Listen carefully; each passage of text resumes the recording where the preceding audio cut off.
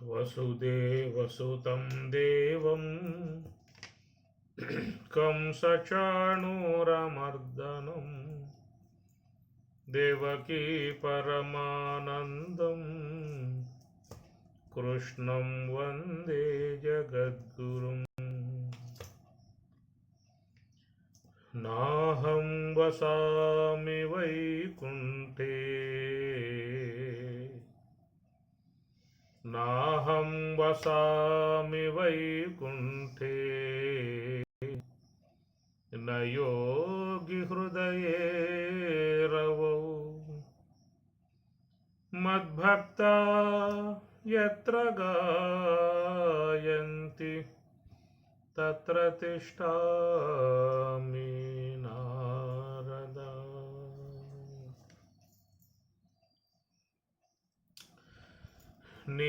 నీటమునింగెడు నావతెరంగున బ్రతుకే భారము దోచెనయా నీటమునింగెడు నావతెరంగున బ్రతుకే భారము దోచెనయా వాటముగా చేపట్టి భవాంబుది ధీటుగాని దాటించవయా నవ్యము భవ్యము దివ్యము నీ పలుకు ఒకటే మాకిక చాలునయా కోటి వరహాలు ధీటు జేయు కోటి వరహాలు ధీటు జేయుని మాట ఒకటే చాలునయా నవ్యము భవ్యము దివ్యము నీ పలుకు అజ్ఞానంబను చీకటి తరుమగ రవి ప్రభలు మీ పలుకులయా అజ్ఞానంబను చీకటి దరుమగ రవి ప్రభలు మీ పలుకులయా సుజ్ఞానంబను చంద్రికయగుసు సుజ్ఞానంబను చంద్రికయగుసు సుఖశాంతులు చేకూర్చునయా నవ్యము భవ్యము దివ్యము నీ పలుకు ఒక్కటే మాకిక చాలునయా నవ్యము భవ్యము దివ్యము నీ పలుకు ఒక్కటే మాకిక చాలునయా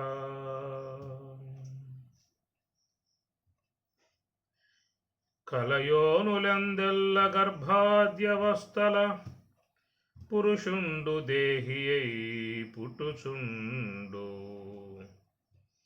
కంటిరే మనవారు ఘనులు గృహస్థులై విఫలులై గైకొన్న వెర్రితనము భద్రార్థులై ఉండి పాయరు సంహార పద్ధతి ఊరక కట్టువడిరి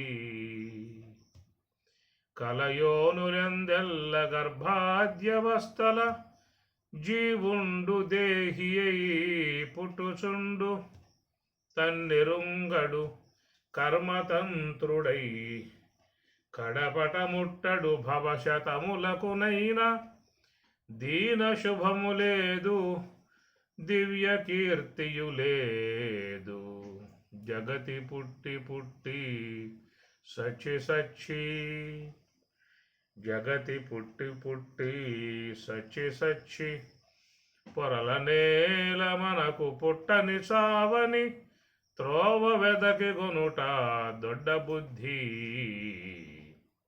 త్రోవ వెదుక గునుట దొడ్డ బుద్ధి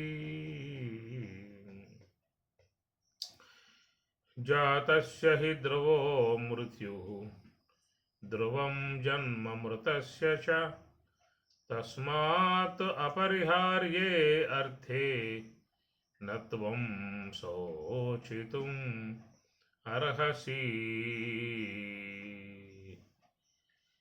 పునరపి జననం పునరపి మరణం పునరపి జననీ జఠరే శయనం ఇహ సంసారే बहुदुस्तारे इह संसारे बहुदुस्तारे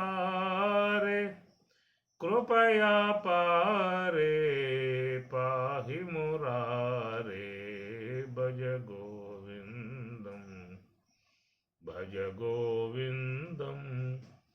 गोविंदम भज मुडमते.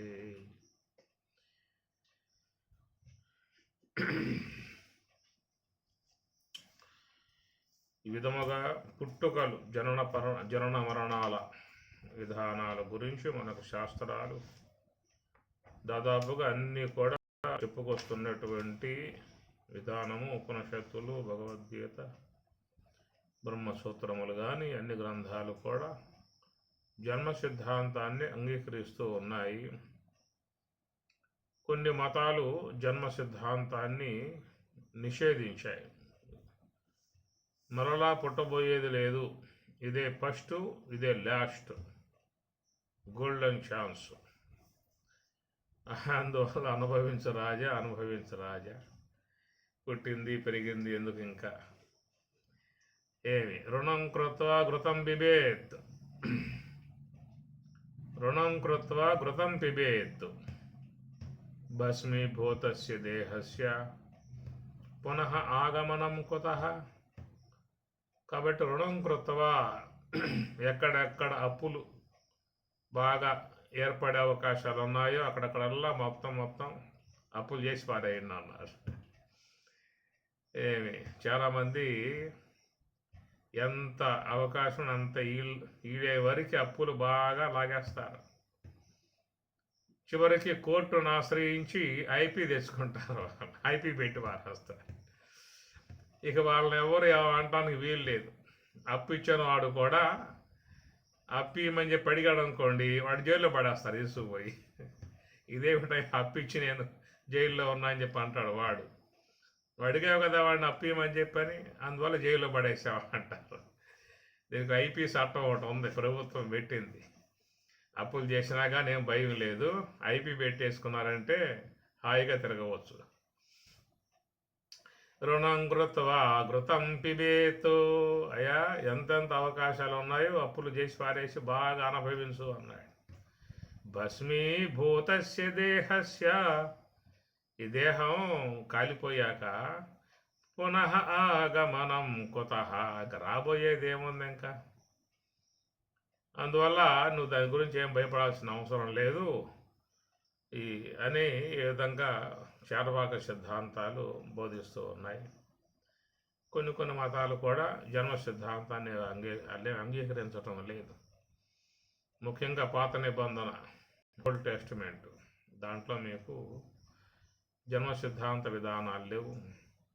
కాబట్టి ఇస్లామిక్ ఇవన్నీ కూడా ఇదే ఫస్ట్, ఇదే లాస్ట్. అందువల్ల వాళ్ళు జీవితాన్ని బాగా అనుభవించాలని చెప్పేసి అని కంకణం కట్టుకున్నారు. కాబట్టి బహుభర్తృత్వం, అనేక మంది భార్యలు పెట్టుకుంటారు. జీవితాన్ని బాగా ఆనందించాలని చెప్పనే భావనగా వాళ్ళు ఆ ప్రకారంగా భోగ లాలసత్వ విధానముగా జీవించడం కారణం ఏంటంటే వాళ్ళల్లో జన్మ సిద్ధాంతం లేదు. మనకేంటంటే ఒకవేళ ఇక్కడ పొందే అవకాశం లేకపోయినా స్వర్గలోకం పోతాం కదా, అక్కడైనా అనుభవించవచ్చులే, నిర్జరులుగా ఉండి ఆడున్నటువంటి సకల సుఖాలు, స్వర్గ సుఖాలు అనుభవించవచ్చు అని చెప్పని ఏదో కొంత మనిషిలో భరోసా ఉందన్నమాట.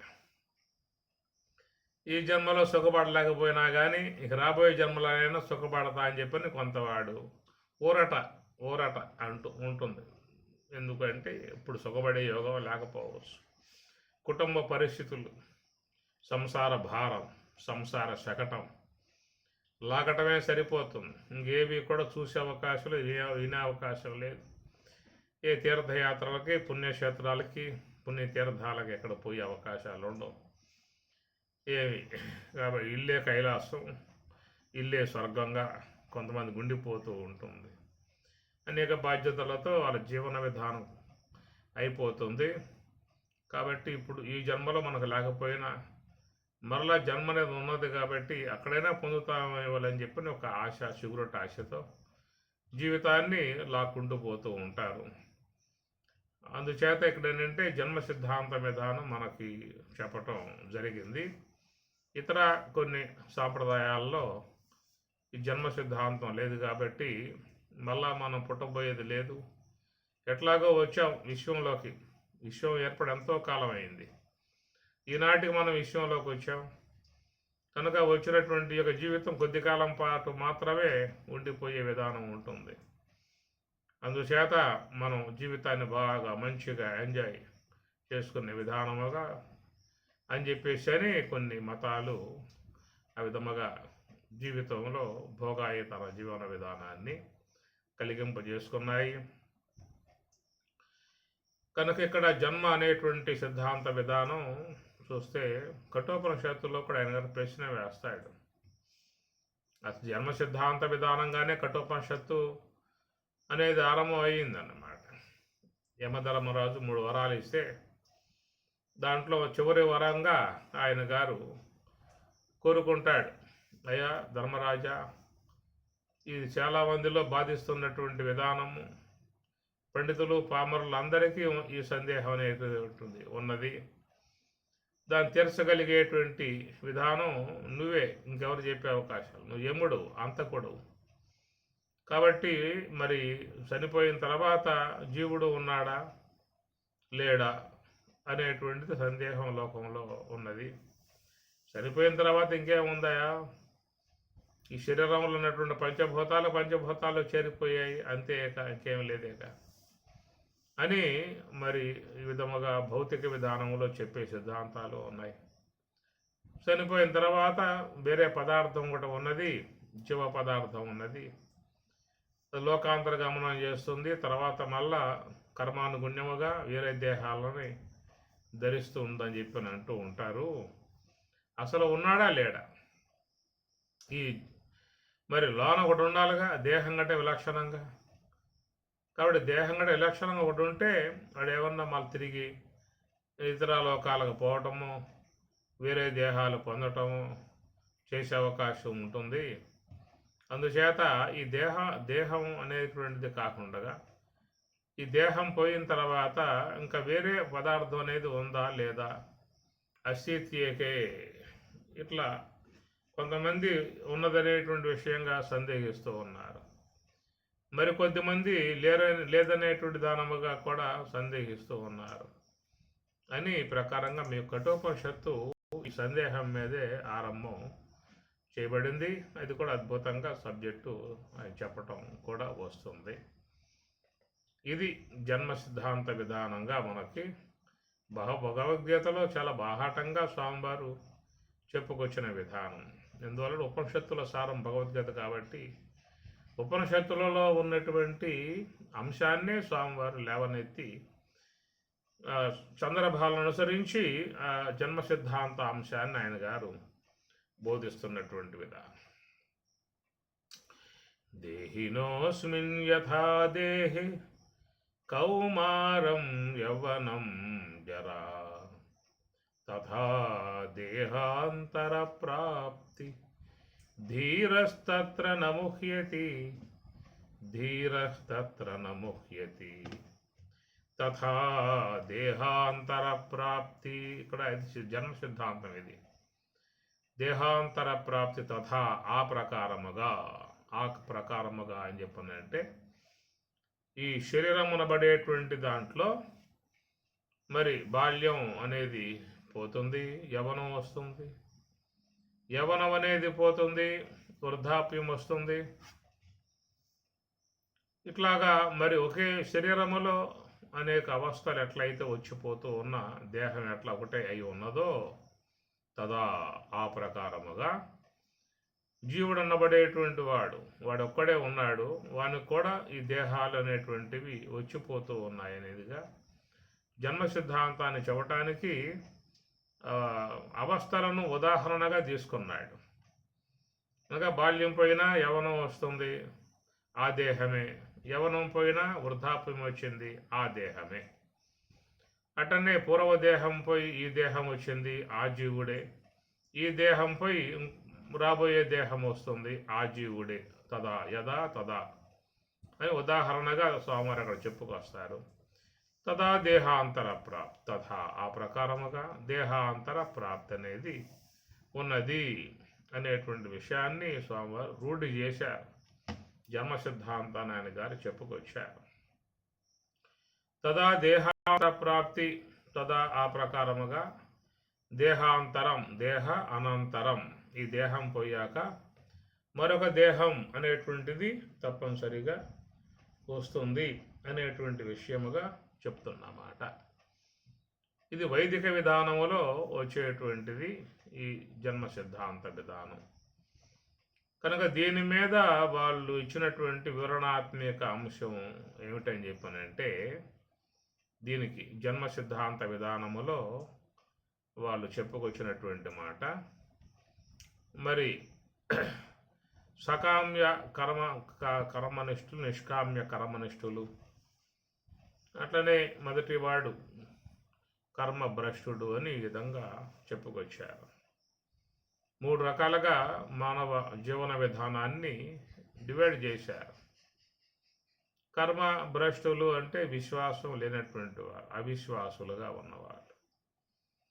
కాబట్టి వాళ్ళకి పాపపుణ్యాల మీద, స్వర్గ నరకాల మీద, దేవుడి మీద, ఆత్మ పరమాత్మ అనే విషయాల మీద వాళ్ళకి ఎలాంటి నమ్మకం ఉండదు. ఏమి లేదయా, ఎవడు చూశాడు ఉందని చెప్పేసి అని ఈ ప్రకారంగా వాళ్ళు వాదన చేసి, కనుక ఏమీ లేవనే విధానంగా ఉన్నటువంటి దానిని అనుసరించి ఇక వాళ్ళకి స్వర్గం అనేది, జన్మ అనేది ఏవి లేవు. కాబట్టి ఈ చేసే కర్మల విషయంలో కూడా వాళ్ళు అంత శ్రద్ధ వహించే అవకాశాలు ఉండవు. అనగా పుణ్యములు ఆచరించాలి అనేది ఎవరికి ఉంటుంది? ఎవరైతే రాబోయే భవిష్యత్తు జీవన విధానం బాగా ఉండాలని చెప్పేసి అని, లేదా మరణానంతరం ఉత్తమ లోకాలు అధిగమించాలని చెప్పేసి అని, ఉత్తమ కుటుంబాలలో జనించాలని చెప్పేసి అని, ఈ ప్రకారంగా ఉన్న అపేక్షలు కలిగిన వాడు, విశ్వాసం కలిగిన వాడు ఈ పుణ్య పాపాల విషయంలో కొంత జాగ్రత్త వచ్చే అవకాశం ఉంటుంది. అసలు ఈ పుణ్యం లేదు, పాపం లేదు, స్వర్గం నరకం లేదు, మోక్షం లేదు, దేవుడు లేడు, ఏమి లేడు ఇంకనే వాడికి ఈ కర్మలు చేసే విషయంలో వాడు ఏమైనా ఇంకా ఆలోచించుకునేది ఏముంటుంది ఇంకా. అందువల్ల ఇక వాడికి తోచిన కర్మలన్నీ చేసుకుంటూ పోతూ ఉంటాడు. సక్రమము, అక్రమము, న్యాయము, అన్యాయం వాడికి అవసరం లేదు. జీవితాన్ని బాగా జీవించాలి, ఎంజాయ్ చేసుకోవాలి, సుఖాలు బాగా అనుభవించాలి, దానికి బాగా ధనాదులు బాగా సంపాదించుకోవాలి అనే విధానంలో తెగించి ఇక వాడు విజృంభించి అనేక కార్యాలకు తలబడతాడు. అక్కడి నుంచి అనేక కార్యాలు చేసుకుంటూ పోతూ ఉంటాం కారణంగా వానికి వచ్చి పడేటువంటి ఆ కర్మ అనేటువంటిది కొంతమందిలో దారుణంగా కూడా ఉంటుంది, సాధారణంగా ఉంటుంది, దారుణంగా కూడా ఉంటుంది. ఎందుకంటే వాడికి విశ్వాసం లేదు, నమ్మకాలు లేవు, మళ్ళీ పుట్టుకనే విషయం మీద వాడికి ఎలాంటి నమ్మకం లేదు, స్వర్గాలు లేవు, నరకాలు లేవు, మరి జన్మ అనేది లేదు. ఇలాంటి భావాలు ఉన్నటువంటి ఈ యొక్క వ్యక్తి కర్మ విషయంలో జాగ్రత్త పడే విధానం ఉండదు. కనుక వాని యందు స్వార్థాదులు ప్రవేశించినట్లయితే ఇక అందరినీ కూడా బాధించటము, భేదించటము, హింసించటము, దాచుకోవటం లేదు. చాలా వరకు వాడి జీవన విధానం కొనసాగించుకుంటూ పోతాడని చెప్పేసి అని ఈ ప్రకారంగా పుణ్యపాప విషయాల మీద విశ్వాసం లేక, భగవంతునిపై విశ్వాసం లేక, ఇలాంటి నమ్మకాలు లేకుండా ఇలాంటి వాళ్ళు లోకంలో చాలామంది ఉన్నారు. వాళ్ళకి ఏ విశ్వాసం ఉండదు, ఏ నమ్మకం ఉండదు. ఏ జీవితం వచ్చిందంటే ప్రకృతి, నేచర్. ఆ ప్రకృతే ఈ విధంగా దేహం యొక్క నిర్మాణ విధానంగా చేసింది. కనుక ప్రకృతిని అనుసరించే దేహం యొక్క వ్యవహారం సాగుతూ ఉన్నది. ఆ తర్వాత దేహం అలసిపోయి అవయవాలు విశ్రమిస్తాయి, ప్రాణం కాస్త ఆగిపోతుంది. ఆగిపోయినప్పుడు ఈ శరీరం కాస్త మట్టి నుంచి వచ్చింది కాబట్టి తిరిగి మరల మట్టిలోకే వెళ్ళిపోతుంది. ఇంకా దీంట్లో ప్రత్యేకంగా మరొక వస్తువు అనేది ఏమి లేదు అనేటువంటి వాదన లోకంలో చాలామందిలో ఉన్నది. ఏమి ఒక సభలు ఏర్పాటు చేశామంటే వాళ్ళు వచ్చి కూర్చుంటారు. సామాన్య విషయం కాదు. వాదోపవాదాల కాడ వాళ్ళు గట్టిగానే వాదిస్తారు. పురుషం వాదిన వాళ్ళు గట్టిగా వాదిస్తారు. వాళ్ళకి వాళ్ళ శాస్త్రాలు ఉంటాయి, వాళ్ళకి వాళ్ళ జిమ్ముక్కులు ఉంటాయి, వాళ్ళకి ప్రశ్నలు ఉంటాయి. కనుక వాళ్ళు అడిగే ప్రశ్నలకు కూడా జవాబు చెప్పగలిగే శక్తి మన దగ్గర కూడా ఒకసారి ఉండదు. అలాంటి ప్రశ్నలు వేస్తారు వాళ్ళు.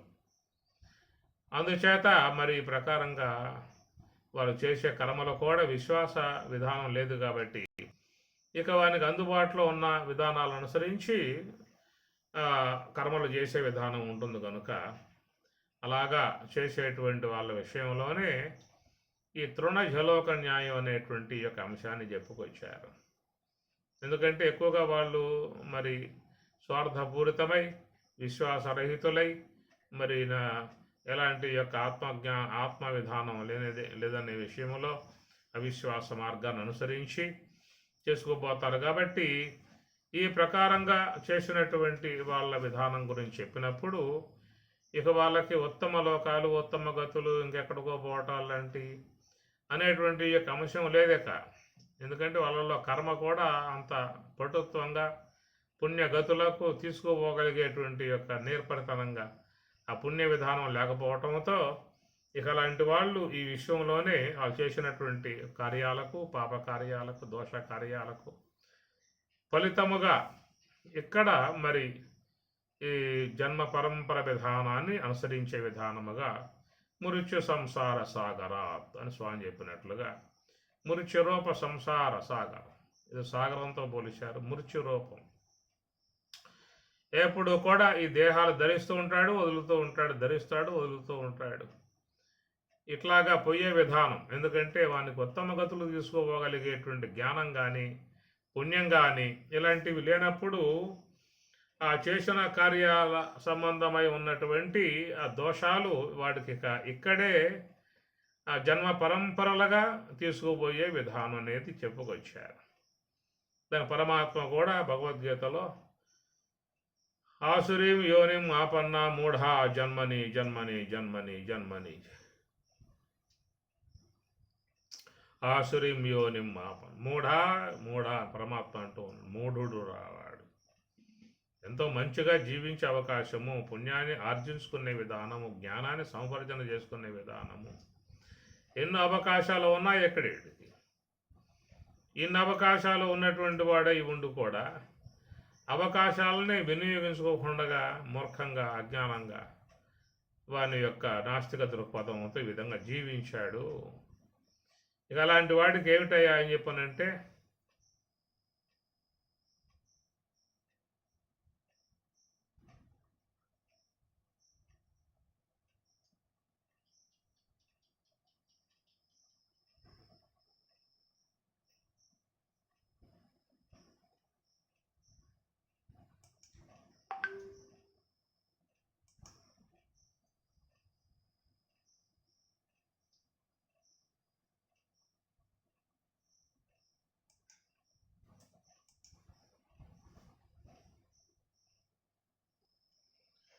ఆసురీం యోనిం ఆపన్న మూఢా జన్మని జన్మని స్వామి చెప్పిన మాటలో అలాంటి వారి ఉత్తమ గతులు అనబడేటువంటివి ఏమీ కూడా ఉండవు. ఎందుకంటే వాళ్ళు చేసిన కర్మలన్నీ కూడా దోషభూయిష్టమై ఉన్నాయి కాబట్టి సుకృతం, ఉత్తమ లోకాలకు తీసుకోపోగలిగేటువంటి సుకృతం, జ్ఞానం ఏవి కూడా వాళ్ళ జీవితంలో ఆచరించాల. తత్కారణంగా వాళ్ళు మరి ఈ గడ్డి పురుగులాగా తృణజలోక న్యాయముగా ఇక వాళ్ళు ఈ అనేక దేహాలు ధరిస్తూ పోయేటువంటి విధానమే ఉంటుంది. అనంత కోటి జీవ సముదాయం విశ్వంలో ఉన్నది కాబట్టి ఇక ఇక్కడిని మానవ దేహం పోయాక మానవ దేహ ఇతర ఏవైతే ఉన్నాయో అవన్నీ కూడా ఇక ధరిస్తూ పోయే పరిస్థితిగా 83,99,000 చెప్పారు కదా. అన్ని రకాల జీవుల విధానాల్లో పోవటము తృణజలోక న్యాయముగా చెప్పుకొచ్చిన మాట. ఇక రెండవ వర్గంగా చెప్పినటువంటి వారు సకామ్య కర్మనిష్ఠులు అని అన్నారు. సకామ్య కర్మనిష్ఠులు అంటే వాళ్ళకి విశ్వాసం ఉంటుంది, నమ్మకం ఉంటుంది కనుక జీవితంలో కొంతవరకు పుణ్యకార్యాలు ఆచరించే విధానంగా ఉంటుంది. వచ్చినటువంటి యొక్క లాభంలో కొంతమంది ధర్మ కార్యాల కోసంగా తీసి పక్కన పెడతారు. ₹1 10 తీసి పక్కన పెట్టి వాట్లను పుణ్యకార్య దర్యకార్యాలకు వాడతారు. కనుక వాళ్ళకేంటంటే సకామ్య భావన, సకామ్యం అంటే మనం చేసేటువంటి కార్యాలకు మనకు భగవంతుడు పుణ్యాన్ని ప్రసాదిస్తాడు అనేటువంటి విధానంగా కొంతమంది లోకంలో ఆచరించే వాళ్ళుగా ఉన్నారు. ఆ ప్రకారంగా ఈ సకామ్య కర్మ విధానాలుగా ఆచరించేటువంటి వారు ఎవరైతే ఉన్నారో అలాంటి వాళ్ళు మాత్రమే దేహానంతరం ఉత్తమ లోకాలకి ప్రయాణం అయ్యి ఉత్తమ లోకాలకు పోయేటువంటి యొక్క అవకాశం అనేటువంటిది వాళ్లకు మాత్రమే ఉంటుందన్నారు. ఎందుకంటే వాళ్ళు కొంత విశ్వాసం కలిగి ఉన్నారు, సకామ్యముగా ఉన్నా కానీ మరి కొంత పుణ్య కార్యక్రమాలు వాళ్ళు ఆచరిస్తారు. ఇది కామాత్మాన స్వర్గపర జన్మ కర్మ ఫలప్రదాం క్రియా విశేష బహుళాం భోగైశ్వర్య గతిం ప్రతి భోగము ఐశ్వర్యము ఉత్తమ జన్మలు ఉత్తమ దేహాలు ఉత్తమ గతులు లోకాలు ఇవన్నీ కూడా వాళ్ళకు విశ్వాస భాగంలో చేరి ఉన్నాయి. కాబట్టి అలాంటి వారికి మాత్రం కొంత వ్యవధి, ఈ దేహం వదిలిన తర్వాత మరొక దేహాన్ని పొందటానికి మధ్యలో కొంత వ్యవధి ఏమిటంటే ఉత్తమ లోకాలకు పోయిన విధానం అని చెప్పి అన్నారు. తేతం భుక్త్వా స్వర్గలోకం విశాలం త్రయీ విద్యామాం సోమపాహ్పోతపాః యజ్ఞైహిష్ట్వా స్వర్గతిం ప్రార్థయంతే ఏ శూన్యమాసాద్య సురేంద్రలోకాం దివిదేవ భోగాన్ పరమాత్మ గీతలో చెప్పిన మాట. అలాంటి ఆ ఉత్తమ సంబంధమై ఉన్నటువంటి ఒక లోకాలకు పోయేటువంటి విధానం, వీటి విషయం మీద కూడా సందేహాలు ఉన్నాయి. అయ్యో లోకాలు ఉన్నాయా లేవా అనేది కూడా సందేహాస్పదంగా ఉన్నటువంటి యొక్క అంశమే. అయితే శాస్త్రం చెబుతున్న విషయం కాబట్టి, భగవద్గీత బోధిస్తున్న అంశము కాబట్టి ఆ వాక్యాల మీద మనం విశ్వాస భాగాన్ని పెట్టుకుని ముందుకు పోవాల్సి ఉంటుంది. ఇట్లాగా కామ్య సంబంధముగా కోరికలు కలిగి పుణ్యకార్యాలు ఆచరించి యజ్ఞములు చేస్తారు, యాగములు చేస్తారు, వ్రతములు చేస్తాడు, అభిషేకాలు చేస్తారు, ఎన్నో చేస్తారు. ఇవన్నీ ఏమిటంటే మాకు మంచి మరి పుణ్యం రావాలి, సద్గతి కలగాలి, ఉత్తమ సుఖాలు అనుభవించాలి, ఇవన్నీ కూడా ఉన్నటువంటి అపేక్ష సంబంధ కోరికలు కాబట్టి వాటిని అనుసరించి వాళ్ళు ఆ కర్మలను ఆచరిస్తుంటారని చెప్పేసి అని వారిని సకామ్య కర్మనిష్ఠులు అని చెప్పనంటారు. సకామ్య కర్మనిష్ఠులు వారు చేసే కార్యాలకు ఫలితాన్ని అపేక్షిస్తారు. గుడికి వెళ్తాం, టెంకాయ స్వామిగారి చేతిలో పెడతాం, పూలు పెడతాం, నమస్కారం పెడతాం, ఆయన కూడా సంకల్పం చెబుతాడు. అద్య బ్రహ్మ వారితే శ్వేతవరాహ కల్పే వై వసోతమనంతరే కలియుగ వ్రతమపాదే జంబూ దీపే భరతవర్షే భరతకల్పే మేరో దక్షిణ దిగ్భాగే శ్రీశైలస్య ఈశాన్య ప్రదేశే ఇవన్నీ కూడా చెప్పుకొచ్చి సకుటుంబానాం స్థైర్య విజయ అవయ ఆయురారోగ్య ఐశ్వర్యాభివృద్ధ్యర్థం పుత్ర పౌత్రాభివృద్ధ్యర్థం ఇష్టకామ్యార్థ ఫలసిద్ధ్యర్థం ఇంకా మరి ఇంటి పేరు, ఇది పేరు, సర్వే నెంబరు అన్నీ కూడా మొత్తం స్వామివారికి లెక్క ఇచ్చేస్తాం మొత్తం కూడా. ఎందుకంటే మరి స్వామివారు ఎంతమంది చూసుకోవాలి, మన విషయం మరి మర్చిపోతే ఏం కావాలి. ఇంత శ్రద్ధగా స్వామివారికి టెంకాయ ఇచ్చాం, పూలు ఇచ్చాం, పండ్లు ఇచ్చాం, నైవేద్యం ఇచ్చాం, ఇవన్నీ ఇచ్చిన తర్వాత మరి మనం గమనించవద్దు ఆయన గారేమి అనే విధానముగా మరి అట్లా కుటుంబ సమేతముగా ఉన్నటువంటి అందరు గోత్రాలతో కూడా నామాలతో గోత్రాలతో మొత్తం స్వామివారి చెప్పి చేయించుకునే విధానం ఉంటుంది. ఇదంతా కూడా మరి కామ్య విధానముగా ఉన్నటువంటి విధానం కాబట్టి అట్లాగా చేసినటువంటి వారికి ఆ ఫలితాలు కూడా ప్రాప్తించే విధానం ఉంటుంది. ఏమి పరమాత్మ గీతలో ఆ విషయాలు కూడా ప్రస్తావన తీసుకురావడం జరిగింది. కనుక వారు యొక్క కామ్య భావనగా వాళ్ళు భావించి ఆచరిస్తారో వాళ్ళకి నేను ఆయా దేవతల ద్వారా వాళ్ళు కోరుకున్న ఫలితాలని నేను ప్రసాదిస్తున్నాను అని కూడా మీకు భగవద్గీతలో స్వామివారు చెప్పిన సందర్భాలు ఉన్నాయి. అది అందువల్ల ఈ యజ్ఞములు ఇవన్నీ కూడా వేదములు ప్రధానముగా ఋగ్వేదం, యజుర్వేదం, సామవేదం, మంత్ర భాగాలన్నీ కూడా ఈ కామ్య సంబంధముగా ఉన్నటువంటి వారి కోరికలను నిర్వర్తింపజేయటానికై ఉన్నటువంటి అన్నమాట. అది త్రయీ విద్యామాం సోమపాహ పోత పాప అని ఈ ప్రకారం మన భగవద్గీతలో కూడా మరి చెప్పుకొచ్చే అంశాలు. కాబట్టి ఇది సకామ్య భావనగా ఉన్నటువంటి వారు, వారికి మాత్రమే కొంచెం ఉత్తమ గతులు, మధ్యలో వ్యవధి, దేహానికి వ్యవధి అనగా వేరే లోకాలకు కూడా పోయి వాళ్ళు ఆయా లోకాలలో మరి ఆ లోక సంబంధమై ఉన్న సుఖాలను అనుభవించి తిరిగి మరలా క్షీణే పుణ్య మర్త్యలోకం విశంతి. కాబట్టి ఆ బ్రహ్మ భవనాత్ లోకాహ పునః ఆవర్తిన. ఆ బ్రహ్మ భవనాత్ బ్రహ్మలోక పర్యంతం వరకు ఉన్న లోకాలన్నీ కూడా పునః ఆవర్తిన తిరిగి మరలా ఈ జన్మకు వచ్చేటువంటివిగా ఉన్నాయని పరమాత్మ గీతలో బోధిస్తూ ఉన్నాడు. కాబట్టి క్షీణే పుణ్యం మర్త్యలోకం విషయం. ఆ పుణ్యం కాస్త క్షీణించిందా అని చెప్పనంటే తిరిగి మరలా ఈ లోకానికి రావాల్సే ఉంటుంది అని అన్నారు. మనం ఒకవేళ ఈసా పైసా పట్టుకుని ఈ అమెరికానో, దుబాయ్ అయితే వేరే దేశాలకు పోయినటువంటి వాళ్ళకి ఆ గడువు అనేది ఉంటుందన్నమాట. అక్కడ ఆ గడువు ఉన్నంత వరకే ఆ దేశంలో ఉండాల్సి ఉంటుంది.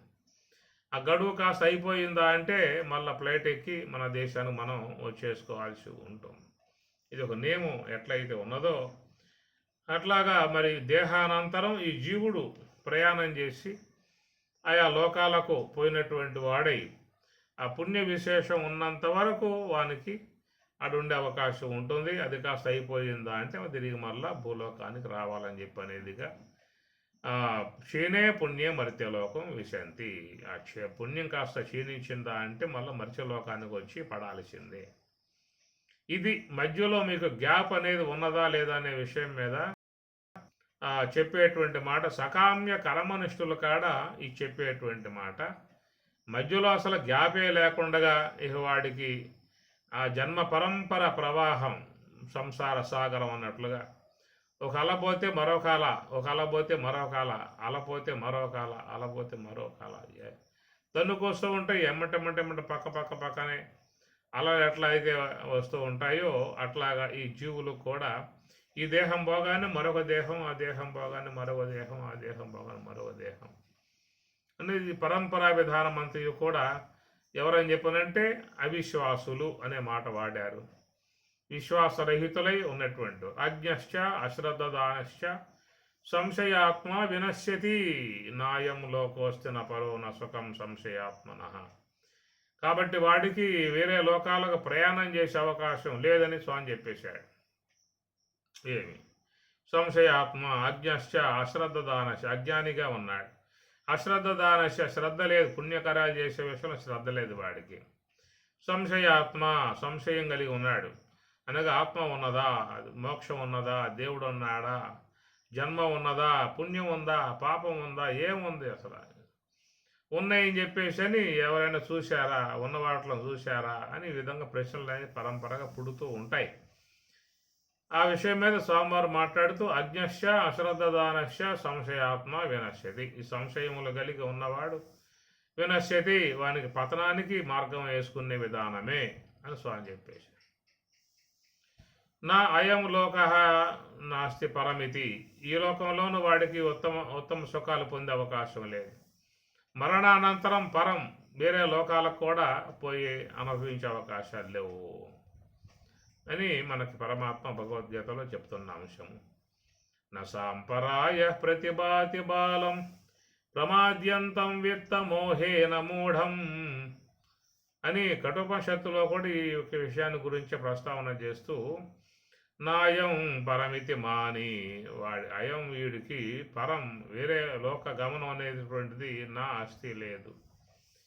ఎందుకంటే వానికి నసాంప్రాయ సాంప్రదాయత్వం వాడి దగ్గర లేదు. సాంప్రదాయం అంటే సాంప్రదాయత్వం అంటే ఈ శాస్త్రం పట్ల విశ్వాసం, అవి చెప్పేటువంటి మార్గాల మీద నమ్మకం, ఆత్మ, పరమాత్మ, బ్రహ్మము, మోక్షము, స్వర్గము, పుణ్యము, జన్మ పరంపరలు, ఇవన్నీ కూడా శాస్త్రం చెప్పేటువంటి యొక్క అంశము. వాటి మీద వానికి నమ్మకం లేదు, విశ్వాసం లేదు. అజ్ఞస్య అశ్రద్ధదానస్య సంశయాత్మ వినశ్య. ఈ విధముగా ఉన్నటువంటి వాడి విషయంలో చెప్పిన మాట తృణ జలోక న్యాయము. ఇక వాడికి వేరే లోకాలకు పోవటానికి వాడి వద్ద పుణ్యమేడం ఉన్నది, ధనం కావాలి కదా, పుణ్యదానం కావాలి కదా. మోక్షానికి పోవాలంటే జ్ఞానదానం కావాలి, ఉత్తమ లోకాలకు పోవాలంటే పుణ్యదానం కావాలి. అలాంటి విధానం లేనప్పుడు హీన కర్మలు కలిగి ఉన్నటువంటి వాడు ఇక హీన దేహాలు, మానవేతర దేహాలుగా చెప్పుకొచ్చారు. ఆసురీం యోనిం ఆపన్న మూఢ జన్మని. ఆసురీం యోనిం అనే మాట పరమాత్మ చెప్పిన మాట. ఆసురీ సంబంధమై ఉన్నటువంటి యోనులు అని చెప్పనంటే మానవేతర దేహాలు ఏవైతే ఉన్నాయి విశ్వంలో అవన్నీ కూడా అసుర సంబంధమై ఉన్నటువంటివి. కేవలం దుఃఖములే అనుభవించే విధానముగా ఎవరికి ఏమి చెప్పుకునే అవకాశాలు లేవు, ఎలాంటి సదుపాయాలు చేసుకునే అవకాశాలు లేవు. మానవుడంటే తనకున్న కష్టాలు పక్కవాడికి చెప్పుకోవచ్చు, ఏదైనా సహాయాన్ని పొందవచ్చు, లేదా వానికి ఉన్నటువంటి వనరులు వినియోగింపజేసుకుని సుఖమయమై ఉన్న జీవితాన్ని కూడా వాడు జీవించవచ్చు. అన్ని ఏర్పాట్లు చేసుకోవచ్చు, అన్ని సదుపాయాలు చేసుకోవచ్చు, మంచిగా వసతిగా గృహ నిర్మాణాలు చేసుకోవచ్చు. మంచి మరి వస్తువులు కానీ, పరికర వస్తువులు కానీ, కార్లు కానీ, వినియోగాత్మక వస్తువులు కానీ, పనివాళ్ళు కానీ, ఇట్లాగా జీవితాన్ని కొంత సుఖమయం చేసుకోవడానికి గల సదుపాయాలు ఇక్కడ ఉన్నాయి, మానవ దేహంలో ఉన్నాయి. అలాంటి సదుపాయాలు ఏంటంటే ఇతర దేహాల్లోకి పోతే లేదు. అనుక్షణం భయపడుతూ బతకాల్సి ఉంటుంది. ఏ జీవి పైన పడుతుందో, ఏ పూట దాన్ని స్వాహా చేస్తుందో, అనుక్షణం రక్షణ లేకుండా జీవించే జీవన విధానాలుగా ఉండేటువంటివి మానవేతర జీవితాలు. వాటికి రక్షణ పెట్టాల, వాటి భద్రత కల్పించాల. ప్రభుత్వం ఏం చెప్పింది? తినండి అయ్యా అని చెప్పేసి, బాగా పెంపకం చేసుకోండి, గొర్రెల పెంపకం చేసుకోండి తినండి, కోళ్ళు పెంపకం చేసుకోండి తినండి తినండి తినండి అని చెప్పేసి అని ఈ ప్రకారంగా అన్ని జీవులు కూడా మరి ఏ పూట మానవునికి ఆహారం అయిపోతున్నాయో చెప్పే అవకాశంగా కొన్ని లక్షల కోట్ల జీవులు భారతదేశం, ఇతర దేశాలు వధింపబడుతూ ఉన్నాయి, ఈ మానవునికి ఆహారంగా అయిపోతూ ఉన్నాయి.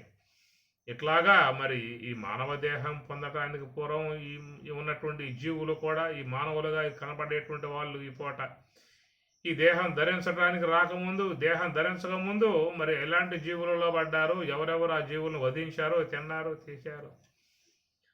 అంటే ఈ మానవ దేహంలోకి వచ్చిన తర్వాత మూండాల ముచ్చటగా బాల్యం, యవనం, వృద్ధాప్యంతో ఈ దేహం సాధించాడా అని చెప్పారంటే మళ్ళీ అక్కడి నుంచి ఆసుర్యం, యోనిం, ఆపన్న, మూఢ అనేక దేహాలలో పోయి పడ్డప్పుడు ఆడక ఇతర జీవుల చేత ఆ దేహాలు భక్షింపబడుతూ ఉంటాయి. ఒక దేహం మరొక దేహానికి ఆహారమే, ఒక దేహం మరొక దేహానికి ఆహారం. దేహమంతా కూడా ఆహార పదార్థమే. ఇది ఆహారం. ఒక జీవి ముందు పడేయండి, దేహాన్ని తినిపారేస్తుంది, ఆ పని కమ్మగా తినిపారేస్తుంది. కాబట్టి ఈ ప్రకారంగా మరి ఇతర జీవులలో వాటికి రక్షణ కవచం లాంటిది ఏమీ కూడా లేదు. ఏ పూట ఏది యొక్క జీవి చేత భక్షింపబడుతుందో కూడా తెలియదు. కనుక ఈ ప్రకారంగా ఇతర జీవులకు రక్షణ లేకుండా ఉన్నటువంటి విధానం. ఒక మానవుడు మాత్రమే ఒక చట్టం ఏర్పాటు చేసుకుని, రక్షణ కవచం ఏర్పాటు చేసుకుని, ఎవరో కూడా ఏమంటానికి వీల్లేదు, ఎవరు ఏం తినడానికి వీల్లేదు, ఎవరో కూడా ఏమైనా చేసే అవకాశాలు కాదు. కనుక చట్టం అంతా కూడా పకడ్బందీకి పెట్టుకోవడం కారణంగా కొంచెం వీడు రక్షణ విధానంలో కొంచెం భద్రతగా జీవించే అవకాశం అనేది మానవ ప్రాణికి మాత్రమే ఒక చక్కటి సదుపాయం ఉన్నది. ఇతర దేహాల్లో పోయి పడ్డటువంటి వాడు ప్రాణి, జీవుడు, మరి అవన్నీ కూడా మరి ఏ దేహాలు ఎప్పుడు పోతూ ఉంటాయో చెప్పే అవకాశం కాదు, ఏ జీవులు ఏ పూట భక్షిస్తాయో చెప్పే అవకాశం కాదు. ఇట్లాగా అవన్నీ కూడా తృణ జలోక న్యాయం అనేటువంటి దానంగా ఆ ప్రకారంగా పుట్టటము సావటము, పుట్టటము సావటము, పునరపి జననం పునరపి మరణం పునరపి జనని జఠరే శయనం ఇహ సంసారే బహుదుస్తారే కృపయా పారే పాపి. ఇహ సంసారే, సంసార సాగరముగా అలల్లాగా పరంపరగా ఆ దేహాలు ధరించుకుంటూ పోయే విధానంగానేమో వాళ్లకు చెప్పినటువంటి యొక్క అంశం. వాళ్ళ విషయంలో కూడా పరమాత్మ గీతలో చాలా సందర్భాలలో కూడా ఆయన గారు ప్రస్తావన చేయటం జరిగింది. ఉపనిషత్తులలో కూడా ఆ విషయం గురించి ప్రస్తావన చేయటం జరిగింది. కాబట్టి ఇట్లాగా కర్మభ్రష్టులు, రెండో వర్గం సకామ్య కర్మనిష్ఠులు అని చెప్పనేటువంటి వాళ్ళు మాత్రమే వాళ్ళకి సద్గతులు, ఉత్తమ గతులు, ఉత్తమ లోకాలు అనేటువంటి మాటగా శాస్త్రం మనకి చెప్తున్నటువంటి అంశము. అలాంటి ఆ జీవులకు మాత్రమే వ్యవధి మధ్యలో గ్యాప్ అన్నమాట. ఆ పోయినవాడు ఆ లోకంలో పుణ్యం ఉన్నంత కాలం ఉంటాడని చెప్పాను కదా. చేతం భుక్త్వా స్వర్గలోకం విశాలం క్షీణే పుణ్యం ఉన్నంత వరకు అక్కడ ఉంటాడు అని చెప్పేసి అనేటువంటి మాట. కాబట్టి ఈ విషయాల మీద కూడా సందేహం అనేది చాలా మందిలో ఉన్నది. ఉన్నా కానీ శాస్త్రం చెబుతున్నటువంటి యొక్క అంశాన్ని విశ్వాసంగా తీసుకుని ముందుకు పోవాల్సి ఉంటుంది. ఎందుకంటే మనకు అన్ని సందేహాలకు ప్రకృతి మాత సమాధానం ఇవ్వదు. ప్రకృతి మాత మనగా లేదా భగవంతుడు మీకు ఆ సమాధానాన్ని ఇవ్వడు. ఎవడు ఎక్కడికి వచ్చిన తర్వాత అక్కడ చూసుకోవాల్సిందే తప్ప ఇక్కడది అక్కడ, అక్కడిది ఇక్కడ అనేటువంటి యొక్క దృగ్గోచరం భగవంతుడు ప్రాణులకు ఇవ్వల. అక్కడ చూసే విధానం ఇక్కడ కానీ, ఇక్కడది చూసే విధానం అక్కడ కానీ అనేది ప్రాణులకు భగవంతుడు ఇచ్చిన అవకాశం లేదు. ఎక్కడ ఉన్నవాడు అక్కడ మాత్రమే అనుభోక్తవ్యముగా చేసుకోవాల్సి ఉంటుంది. ఇక్కడ ఈ యొక్క పరిస్థితి వదిలిపెట్టేసి నిష్క్రమించినప్పుడు మళ్ళీ అక్కడికి పోయినప్పుడు అక్కడ ఉన్న ఆ విషయం చూసుకోవటమే కానీ వాడికి ఇక్కడది మళ్ళీ అక్కడ గోచరించే అవకాశాలు అనేటువంటివి ఉండవు. కనుక వాడికి దీని యొక్క సంబంధ విధానము లేదు. ఇక్కడ ఉన్న వానికి దాని యొక్క సంబంధ ఉనికి అనుభవము లేదు.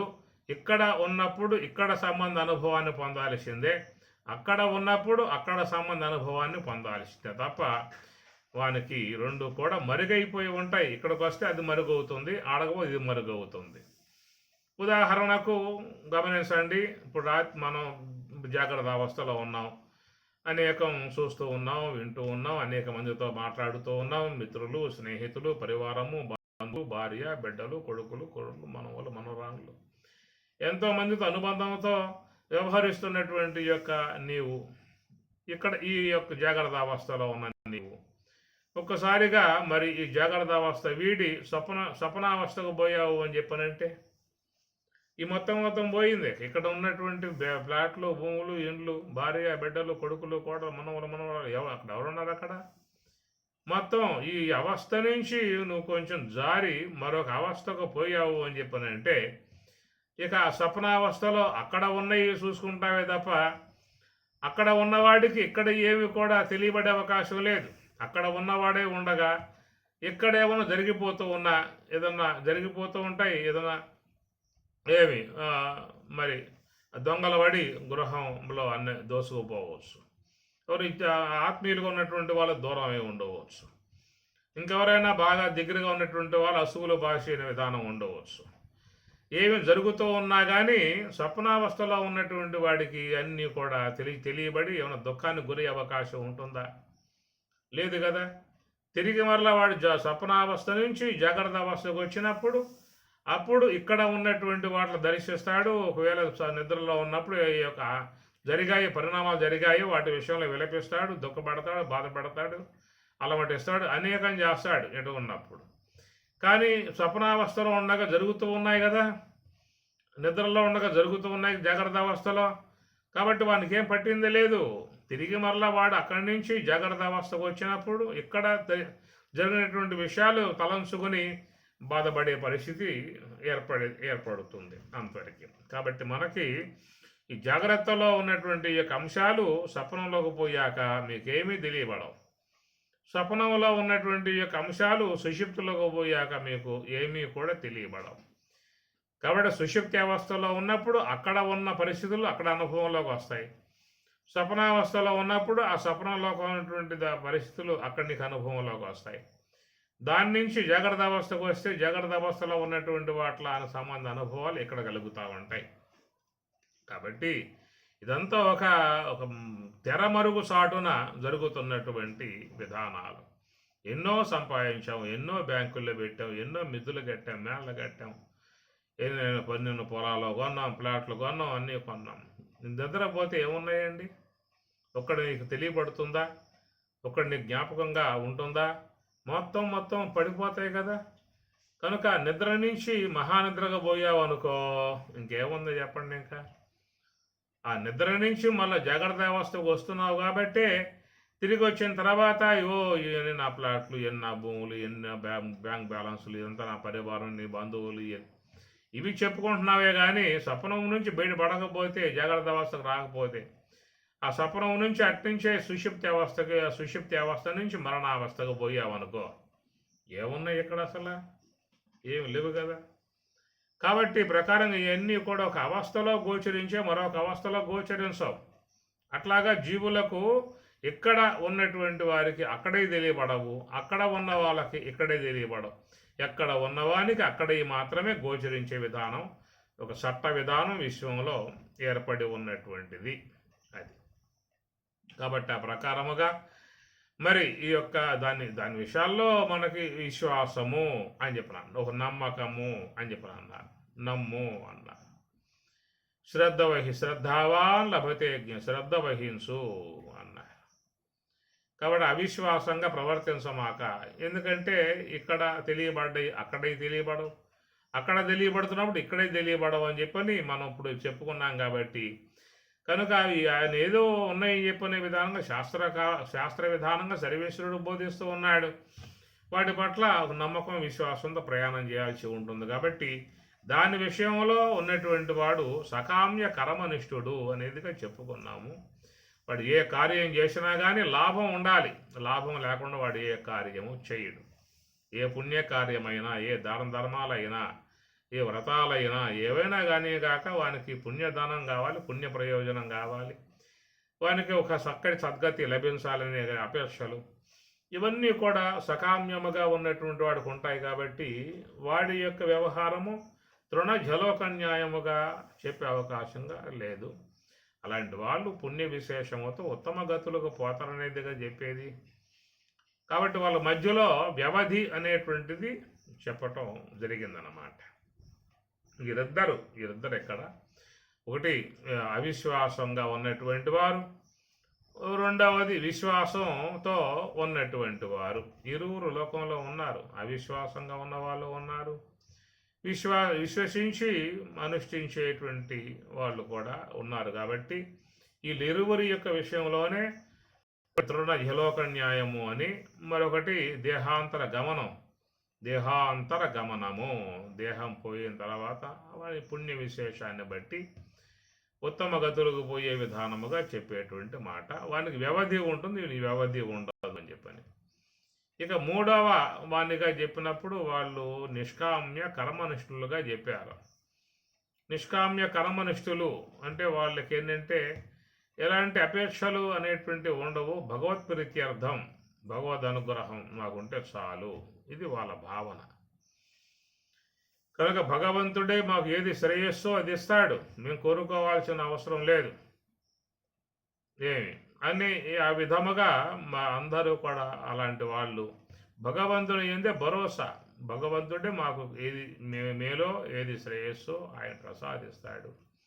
కాబట్టి మాకంటూ ఎలాంటి కోరికలు లేవు అనే వాళ్ళు లోకంలో ఉన్నారు. మాకంటూ ఏమి లేవు, మేము కేవలం భగవద్భక్తులం, భగవంతుని సేవించుకుంటూ ఉన్నాం. జీవితంలో ఏం ప్రసాదింపబడాలో, ఏది ఇవ్వాలో, ఎట్లా చేయాలో ఆయన తెలుసు. మేము చెప్పాల్సిన అవసరం లేదు, అని అడగాల్సిన అవసరం లేదు అని వాళ్ళు చేసేదానికి నిష్కామ్య కర్మనిష్ఠులని పేరు పెట్టారు వాళ్ళకి. యత్ కరోషి యద్ అశ్నాసి యత్ జుహోసి యతదాసి యత్ తపస్యసి కౌంతేయ తత్కురుష్వ మదర్పణం అని భగవద్గీత కూడా చెప్పినమాట. మతర్పణం, మత్తు నాకు అర్పించి నువ్వు చేయవయా. ఎత్ కరోషి ఎత్ అశ్నాసి, ఏమి చేస్తూ ఉన్నావో, ఏమి తింటూ ఉన్నావో, ఏమి వింటూ ఉన్నావో, ఏమి సంపాదిస్తూ ఉన్నావో, ఏం చేస్తాను. మదర్పణం, నా అర్పణ భావనతో, ఈశ్వరార్పణ భావన, అనేటువంటి భావనతో లోకంలో నిష్కామ్యం అంటే తన కోసం అనేది కాకుండా లోకహితార్థముగా కర్మలు ఆచరించే విధానము, అది కూడా భగవత్ ప్రీత్యర్థము అని అర్థం. భగవద్ అనుగ్రహం, భగవత్ ప్రీత్యర్థం. ఆయన సంతోషిస్తే నాకు చాలు. కనుక నాకంటూ ప్రత్యేకంగా ఏం అవసరం లేదు, అది భగవంతుడు చూసుకుంటాడు, ఏం కావాలో ఆయన ఇస్తాడు. కర్తురాజ్ఞయా ప్రాప్యతే ఫలం కర్మ కిం పరం కర్మ తజ్జడం. కర్తురాజ్ఞయా ప్రాప్యతే ఫలం. కర్తయుగు భగవంతుడు ఆజ్ఞయా ప్రాప్యతే ఫలం. వాళ్ళకి ఆ ఫలాలు ఆ పరమేశ్వరుని యొక్క ఆజ్ఞతో వాళ్ళకి అందుతూ ఉంటాయి అనేటువంటి మాటగా, ఇట్లా నిష్కామ్య విధానముగా జీవించేటువంటి వారు ఉన్నారు. లోకహితార్థమై జీవించేవాళ్ళు, లోకానికి ఉపకారంగా జీవించేవాళ్ళు, తాము చేసే సత్కార్యాలలో ఎలాంటి ప్రయోజనాన్ని అపేక్షించకుండా అందరూ సంతోషించాలి, ఆనందపడాలి. భగవంతునికి ప్రీత్యర్థమై ఉంటే చాలు, భగవంతుడు మెచ్చుకుంటే చాలు, భగవంతుడు ఇష్టపడితే చాలు. కాబట్టి మాకంటూ ప్రత్యేకంగా కావాలనేటువంటి కోరికలు మాకేం లేవని చెప్పనేది. ఇట్లా మూడో వర్గం సమాజంలో ఉన్నది. వాళ్ళు ఉన్నారు, వాళ్ళకి పెద్ద కనపడరు. వాళ్ళు ఈ విధముగా చేసుకుంటూ పోతూ ఉంటారు. భగవద్ అనుగ్రహం ఉంటే చాలు మాకు అని చేసుకుంటూ పోతూ ఉంటారు. పుణ్యకార్యాలు ఆచరిస్తారు, ఇతరులకు సేవ చేస్తారు, అనేక మంది సహాయపడతారు. స్వచ్ఛంద సేవలు అనేటువంటివి కూడా వాళ్ళు చేస్తూ ఉంటారు. ఇలాంటి భావన కొద్ది మందిలో ఉంటుంది. వాళ్ళు సమాజంలో మంచిగా చేసుకుపోతూ ఉంటారు. ఇలాగా నిష్కామ్య విధానముగా చేసుకుపోయేటువంటి వాళ్ళ విధానములో వాళ్లకు చిత్తశుద్ధి కలుగుతూ ఉంటుందని చెప్పని, అలాంటి వాళ్ళే వాళ్ళ మంచి భావన, మంచి ఆచరణ, లోక ఉపకారం, ప్రజల యొక్క సంతోషం, ఇవన్నీ వాళ్ళు చక్కగా భావించే విధానం ఉంటుంది. కాబట్టి అలాంటి వాళ్లకు మరి భగవద్ అనుగ్రహం పూర్ణంగా ఉండే విధానము అని చెప్పనంటారు. నిష్కామ్యముగా వాళ్ళు లోకహితార్థముగా చేసేటువంటి విధానములో వాళ్ళకు చిత్తశుద్ధి అనేటువంటిది ఏర్పడి వాళ్ళు మరి మహాత్ముల బాట, పుణ్యాత్ముల బాట, యోగులు, జ్ఞానులు, యతీశ్వరులు, సాధువులుగా ఉన్నటువంటి వారి బాటలో వాళ్ళు వస్తారని చెప్పి అనేటువంటిది. అలాంటి వారు తర్వాత కాలంలో భగవద్భక్తులుగా, వాళ్ళ యోగులుగా, వాళ్ళ జ్ఞానులుగా పరిణమించే విధానం ఏర్పడుతుంది. ఎందుకంటే ఇక్కడ కర్మభ్రష్టుడు అనేటువంటి విధానముగా, కర్మభ్రష్టుడు అనేటువంటి వాని విధానములో వాడి సత్కర్మలు లేవు కాబట్టి వానికి సద్గతి విధానం అనేటువంటిది ఉండే అవకాశం లేదు. ఇక సకామ్య కర్మనిష్ఠుడు అనబడేటువంటి వానికి ఏదో ప్రయోజనం, ఏదో లాభం, ఉత్తమ లోకాలు అనేటువంటి విధానముగా అపేక్ష ఉంటుంది కాబట్టి వాడు ఆ మార్గంలో ప్రయాణం చేసే విధానం ఉంటుంది. ఇక మూడో వర్గం చూసినట్లయితే వీళ్ళు కొంచెం చిత్తశుద్ధి కలిగి కొంచెం శాస్త్ర విచారం, జ్ఞాన విచారం, పుణ్య విచారం చేసేటువంటి వారుగా వీళ్ళు ఉంటారని చెప్పని వీళ్ళని నిష్కామ్య కర్మనిష్ఠులు అనేటువంటిదిగా చెప్పటం జరుగుతూ ఉన్నది. ఇది కొంచెం మనం గ్రహించుకున్నట్లయితే అంశాలు కొన్ని ఉన్నాయి మనం చెప్పుకోవాల్సిన అంశాలు, వాటిని కూడా మనం చెప్పుకుందాము. మరి ప్రకారముగా తృణ జలోక న్యాయం అనే అంశంగా తీసుకున్నాం కాబట్టి వాళ్లకు మరి ఈ దేహ పరంపరల్లో పోయేటువంటిదిగా వాళ్ళకి చెప్పేటువంటి మాట. మిగతా అంశాలు కొన్నిటిని మనం రేపటి కూడా మననం చేసుకునే ప్రయత్నం చేద్దాము. ఓం సహనా భవతు సహనౌ పునస్తు సహ వీర్యం కరవావహై తేజస్వినావధీతమస్తు మా విద్విషావహై. ఓం శాంతి శాంతి శాంతి. హరి ఓం తత్సతు.